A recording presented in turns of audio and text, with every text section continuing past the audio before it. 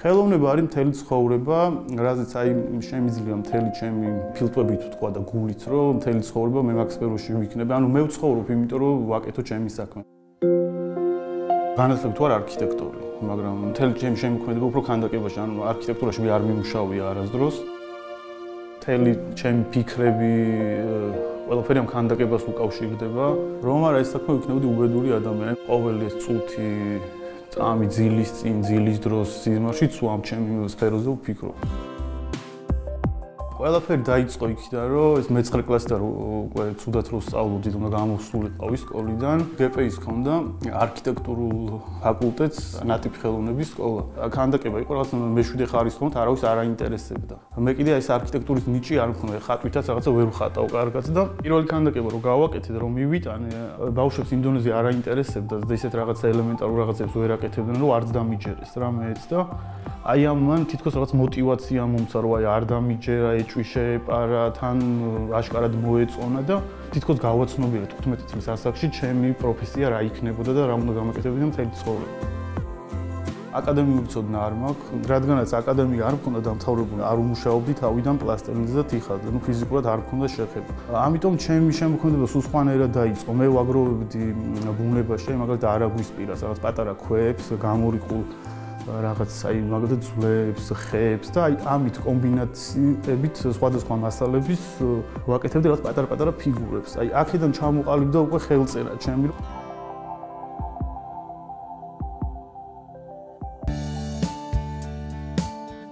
საზოგადოებამ გამიცნო ალბათ აი რუსთაველზე რო გავაკეთე ეს პატარა ფიგურები, რომლებიც რაოდენობრივად იყო 50 წელი თან მცირე ზომის იყო და თვითონ ამ ადამიანებთან უშუალო კონტაქტში შედიოდა. ყველაზე საინტერესო ის იყო, რომ საქართველოს არის მიჩვენებს მონუმენტურ ძეგლებს. პატარა ფიგურები, აი ზუსტად თითქოს პროვოკაციაც იყო და ზუსტად ჩაჯდა იმაში, რაც ჩვენი საზოგადოებისთვის, ნუ არ იყო. არც მიღებული და ფაქტობრივად ევროპაში ქონდათ, ხო, ნახე, იმიტომ რომ საქართველოში არ იყო ესეთი რაღაცები. ჩემი ნამუშევრები არ არის ძალიან დამუშავებული, ძალიან გაწმენდილი. ფაქტურად ყველგან ვცდილობ, რომ ხასიათი ჩავდო, რომ აი ემოციაც გამოვიდეს. ანუ ადამიანი რო შეხედავს, აი რაღაცა განცდა უნდა გაუწიოს. მეორე მეუბნება, რომ შენ თვითონ გევხარო შენ ნამუშევრებს. ყველაზე ძალიან სიამოვნებს, როდესაც ქალის სხეულს ვაკეთებ, ეს ჩემთვის ყველაზე დიდი кайფია მართლა, იმიტომ რომ ვთვლი, რომ ყველაზე ლამაზი ჩემ აღქმაში მაინც ქალის სხეულია. ამუშავო პროცესი არის ჩემთვის ალბათ ყველაზე სასიამოვნო პროცესი, სადაც აბსოლუტურად ყველაზე ბედნიერი ვარ, ყველაზე ძლიერი ვარ და ფაქტობრივად მოწყვეტილი ვარ გარე სამყაროს. როდესაც დამკვეთი არ მყავს და თავისუფალი ვარ, ხო და ის ვიღაცა არ ერევა, რომ აი ეს ლევან ესე მინდა, იმიტომ რომ ჩემი უნდა იყოს. აი მაგ შემთხვევაში უფრო რაღაც გახსნილი ვარ და უფრო კარგად ვმუშაობ და შემდეგ რო ვაკვირდები აი გამოფენებზე, ხო მაგალითად ნამუშევრები, რომლებიც დაკვეთით არის გაკეთებული და რომლებიც მაგალითად ჩემი ფანტაზიით არის მარტო. აი ისინი ბევრად კარგი. სიამოვნებით ბევრი ადამიანის ქანდაკებას გავაკეთებდი. აი მაგალითად ფროიდის ქანდაკებას გავაკეთებდი სიამოვნებით. თან ამორჩეულიც მაქვს ერთ-ერთი კარგი ფოტოა მაგის და რაღაც პლასტიკა კარგად ჩანს.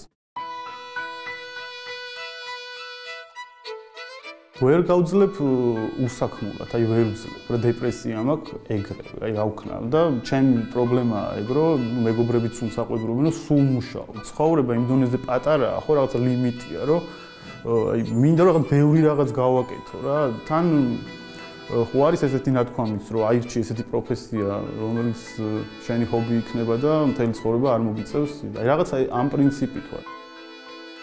ჩემი წარმატების ფორმულა არის ალბათ ანუ ნიჭი, რომელიც მე მართლა ღმერთმა მაჩუქა, ჩემი ხასიათი, აი უშუალობა და უბრალოება, რაც ეს ჩემი ნამუშევრებიც ძალიან კარგად იგრძნობა და რაშიც ეს გახსნილობა, მე თვითონ ძალიან გახსნილი ადამიანი ვარ და აი ჩემი ნამუშევრებიც ეს ჩანს, ეს ემოცია და გახსნილობა მოდის.